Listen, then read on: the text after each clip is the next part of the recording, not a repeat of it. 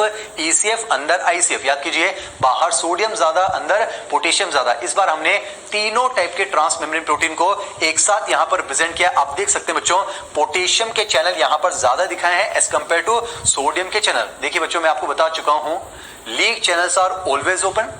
These are also one of the important factors for maintaining the resting membrane potential। क्योंकि मैंने आपको कहा था बच्चों, रेस्टिंग स्टेज में दोनों टाइप की VGCs बंद हैं। यहां पर सोडियम VGC भी बंद है और पोटेशियम VGC बंद है। और जब तक सोडियम VGCs बंद हैं, due to the influence of more leak channels, आप कह सकते हैं the axolemma is more permeable for potassium ions and nearly impermeable for sodium ions. तो देखिए क्या होगा बच्चों, ज्यादा पॉजिटिव बाहर की तरफ चला जाएगा तो मेम्ब्रेन बाहर से पॉजिटिवली चार्ज हो जाएगी, जबकि अंदर से नेगेटिव चार्ज होती है। तो रेस्टिंग स्टेज में मेम्ब्रेन को अंदर से नेगेटिव बनाने के लिए पहला फैक्टर जो रिस्पॉन्सिबल है, that is the presence of more number of leak channels for potassium. और देखिए बच्चों, इसके लिए एनसीईआरटी ने एक स्टेटमेंट लिखा है, पढ़कर बता रहा हूं, ध्यान सुनेंगे। When a neuron, NCERT page number 317, second paragraph as it is बोल रहा हूं बच्चों, कॉमास भी चेंज नहीं होंगे, आप ध्यान सुने। When a neuron is not conducting any impulse, that is resting, the axonal membrane is comparatively more permeable for potassium ions and nearly impermeable for sodium ions। अब देखिए बच्चों, दूसरे फैक्टर की तरफ बढ़ते हैं, ध्यान सुनेंगे। हमने कहा था रेस्टिंग मेम्ब्रेन पोटेंशियल होता है -70 मिलीवोल्ट। एक्चुअली में क्या होता है बच्चों, अप्रोक्सीमेटली -65 से लेकर -67 तो इन लीक चैनल्स की फंक्शनिंग की वजह से आ जाता है। पर रेस्टिंग स्टेज को मेंटेन करवाने के लिए जो मेन रिस्पॉन्सिबिलिटी उठाता है वो कौन है बच्चों, सोडियम पोटेशियम एटीपेज पंप। याद कीजिए, ये पंप किस तरह से काम करता है, आपके लिए खूबसूरत सा एनिमेशन है। देखिए, आप जानते हैं इस पंप पर एटीपी जुड़ेगा, एटीपी का ब्रेकडाउन होगा, बनेगा एडीपी और इनऑर्गेनिक फॉस्फेट। और मैंने आपसे कहा था बच्चों, ये पंप जबरदस्ती 3 सोडियम को बाहर की तरफ मूव करेगा। आप यहां पर एनिमेशन से देख सकते हैं, 3 सोडियम जबरदस्ती बाहर की तरफ मूव करवाए जाएंगे। On the other hand 2 potassium जबरदस्ती अंदर की तरफ मूव करवाए जाएंगे। तो मैंने आपको बताया था बच्चों, जब जब ये पंप काम करेगा, मेम्ब्रेन अंदर से नेगेटिवली चार्ज हो जाएगी, जबकि बाहर से पॉजिटिवली चार्ज हो जाया करती है। और हम पढ़ चुके हैं बच्चों, रेस्टिंग स्टेज में दोनों टाइप की VGCs एक साथ बंद हैं। तो इतना याद रखेंगे, लीक चैनल्स काम कर ही रहे हैं। सोडियम पोटेशियम एटीपेज पंप -70 तक मेंटेन करने के लिए रिस्पॉन्सिबल है, जबकि रेस्टिंग स्टेज में हमारे VGCs बंद होते हैं। अब इसी चीज को हमने थ्योरेटिकली एनसीईआरटी पेज नंबर 317 का second paragraph as it is आपके लिए लिखा है बच्चों। हेडिंग पढ़ सकते हैं, factors contributing to the negativity of axonal membrane on the inner side during resting stage. पहला फैक्टर आपको समझ में आ रहा होगा बच्चों, पोटेशियम के लीक चैनल सोडियम से ज्यादा है, तो मेम्ब्रेन की परमेबिलिटी पोटेशियम के लिए ज्यादा है। ज्यादा पोटेशियम बाहर चला जाएगा, ज्यादा पॉजिटिव चार्ज बाहर डिफ्यूज हो जाएगा, तो मेम्ब्रेन बाहर से पॉजिटिव और अंदर से नेगेटिव। दूसरा फैक्टर जो इंपॉर्टेंट है, that is the action of sodium potassium ATPase pump. NCERT लिखती है बच्चों, this pump is responsible for the movement of 3 sodium out for every 2 potassium in. और देखिए बच्चों, एक और फैक्टर है रेस्टिंग स्टेज में मेम्ब्रेन को अंदर से नेगेटिव बनाने के लिए। याद कीजिए, जब मैंने आपको आयनिक कंसंट्रेशन के बारे में बताया था, मैंने आपको कहा था बच्चों, एक्सोन के अंदर, एक्सोप्लाज्म के अंदर कुछ नेगेटिवली चार्ज प्रोटीन्स पाए जाते हैं। और आप जानते हैं बच्चों, प्रोटीन्स आर मैक्रोमोलिक्यूल्स, तो वो एक्सोप्लाज्म को डिफ्यूज कर कर ईसीएफ में मूव नहीं कर पाएंगे। और चूंकि वो नेगेटिवली चार्ज हैं, तो वो मेम्ब्रेन को अंदर से नेगेटिव बनाने में अपना कंट्रीब्यूशन प्रोवाइड करती हैं। तो एनसीईआरटी लिखती है बच्चों, मेम्ब्रेन को नेगेटिव बनाने के लिए अंदर से तीसरा important factor, that is the presence of non diffusible negatively charge proteins in the axoplasm. तो बस इतना याद रखेंगे, रेस्टिंग स्टेज में मेम्ब्रेन अंदर से नेगेटिवली चार्ज होती है, उसके लिए 3 इंपॉर्टेंट फैक्टर्स हैं। अब देखिए बच्चों, कंक्लूजन यहां पर समराइज करने जा रहे हैं regarding resting stage. Leak channels हमेशा काम करेंगे, पॉजिटिवली चार्ज हो जाएगी और अंदर, याद कीजिए, लीक चैनल्स हमेशा खुले रहेंगे।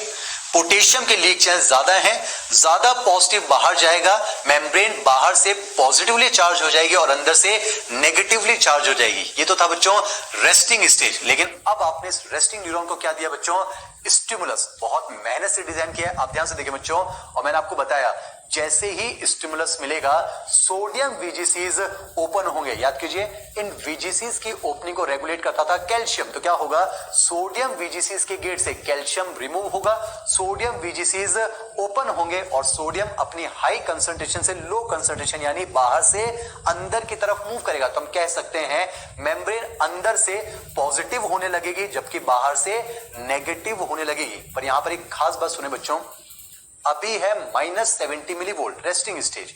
जैसे ही स्टिमुलस मिला सोडियम के कुछ VGCs यहां पर ओपन होते हैं, इसलिए हमने यहां लिखा है बच्चों only a few sodium VGCs are open. लेकिन क्या होगा, जैसे ही कुछ सोडियम VGCs खुलेंगे सोडियम का इनफ्लक्स होगा, हम अंदर से पॉजिटिव की तरफ बढ़ेंगे यानी कि पोटेंशियल डिफरेंस -70 से पॉजिटिव की तरफ बढ़ता है बच्चों। ये पहुंच जाता है लगभग -55 टू -60 मिलीवोल्ट। कहां पहुंचता है बच्चों, -55 टू -60 मिलीवोल्ट।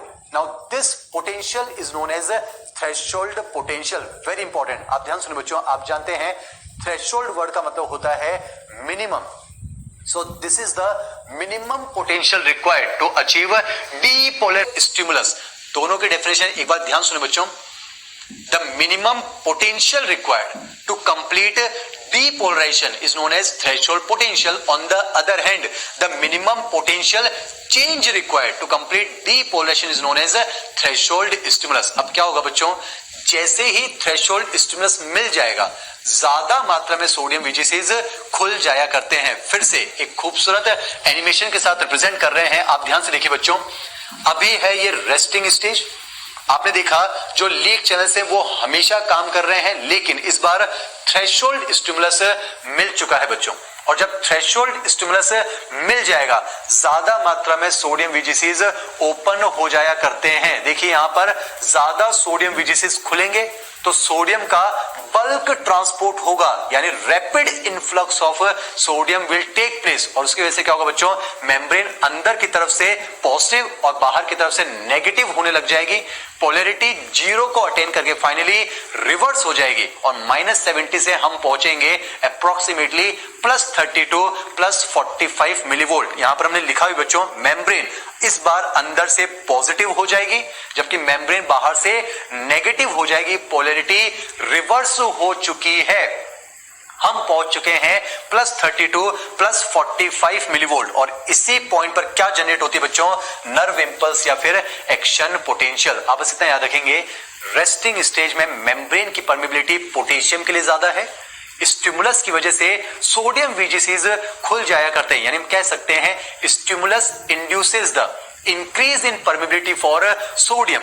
कुछ सोडियम के VGCs खुलेंगे, सोडियम का इनफ्लक्स होगा।